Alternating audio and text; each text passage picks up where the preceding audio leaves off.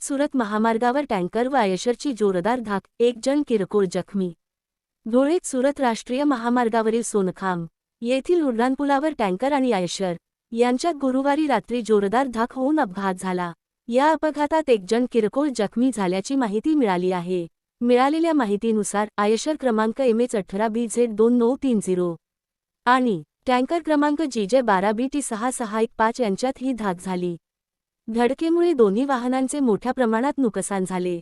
अपघाताची माहिती मिळताच रस्ते अपघातग्रस्तांना तातडीची सेवा देणारी 1033 रुग्णवाहिका तात्काळ घटनास्थळी दाखल झाली. रुग्णवाहिकेतील कर्मचारी डॉक्टर रवींद्र वळवी, हेल्पर सोमनाथ नाईक आणि चालक अजय वळवी यांनी जखमी व्यक्तीस घटनास्थळीच प्राथमिक उपचार दिले. सुदैवाने या अपघातात कोणतीही जीवितहानी झाली नसून जखमीची प्रकृती स्थिर असल्याची माहिती मिळाली आहे.